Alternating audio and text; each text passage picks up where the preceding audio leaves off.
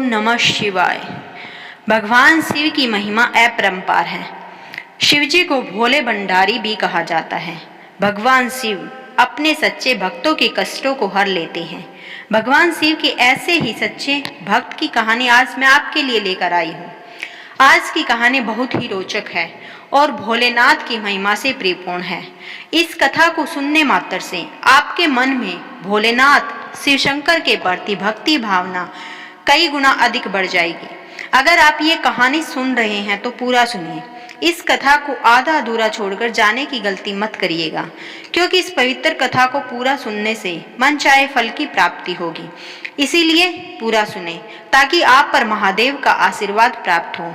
जो भी इस कथा को सुन रहा है, महादेव उनके जीवन को खुशियों से भर दे और उन पर अपनी कृपा बनाए रखे, उनके जीवन में कष्ट संकटों को दूर करते। तो भक्तों, आइए सुनते हैं आज की कथा।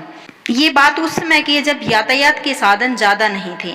अगर कोई किसी तीर्थ स्थल पर जाता था तो पता नहीं होता था कि वापस घर लौट कर आएगा या नहीं आएगा।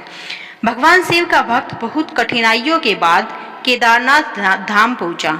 जब वह वहां पहुंचा तो मंदिर के पुजारी जी मंदिर के कपाट बंद कर चुके थे। उसने पुजारी जी से बहुत विनती की, मैं बहुत समय और कठिनाई सहकर महीनों बाद यहाँ पहुँचा हूँ, आप कृपा मुझे दर्शन करने दें।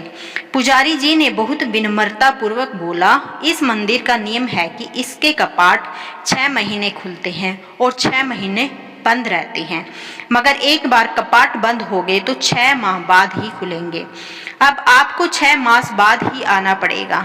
यहाँ पर जीवन बहुत कठिन है, क्योंकि जहाँ बहुत ज़्यादा ठंड पड़ती है आप वहाँ नहीं रह सकते। इतना कहकर पुजारी जी वहाँ से चले गए। भगवान शिव का भक्त उनका नाम स्मरण करने लगा, प्रभु आप तो जानते हैं कि मैं कितनी श्रद्धा भावना से यहाँ पहुँचा हूँ। रास्ते में आने वाली कठिनाइयों के बाद भी मेरा मन विचलित नहीं हुआ, क्योंकि मेरे मन में आपके दर्शन की लालसा थी। उनकी आंखों से अश्रुधारा बह रही थी, उसे भूख और प्यास भी लगी थी। कुछ समय पश्चात वहां पर एक साधु बाबा आए। उन्होंने उसका हालचाल पूछा। शिव भक्त ने अपनी सारी व्यथा उनको सुना दी। साधु बाबा ने उसे पीने को पानी और खाने को भोजन दिया। उसे हौसला दिया कि मुझे विश्वास है कि कल मंदिर के कपाट अवश्य खुलेंगे। साधु बाबा से बात करते करते कब शिव भक्त को नींद आ गई उसे पता ही नहीं चला। सुबह जब सूर्य के प्रकाश से उसकी नींद खुली तो क्या देखता है कि पुजारी जी पूरी मंडली के साथ मंदिर के कपाट खोल रहे थे। वह पुजारी जी के पास गया और कहने लगा कि आप तो कहते थे कि कपाट 6 मास बाद खुलेंगे। पंडित जी को उस भक्त का स्मरण आया कि उसने मुझसे कपाट खोलने की विनती की थी। पंडित जी ने कहा, मैं तो 6 मास के बाद ही यहाँ आया हूँ। फिर शिव भक्त ने पंडित जी के जाने के बाद एक साधु बाबा से मिलने का पूरा प्रसंग सुनाया। पूरा वृतांत सुनकर पुजारी जी स्तब्ध थे।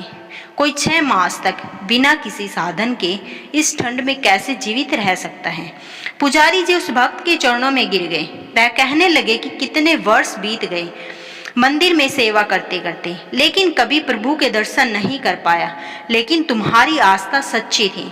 तुम्हारी करुण पुकार सुनकर भगवान शिव न केवल स्वयं तुम्हें भोजन और पानी देकर गए, बल्कि भोलेनाथ ने 6 मास के कालखंड को योग माया से एक रात्रि में समाप्त कर दिया।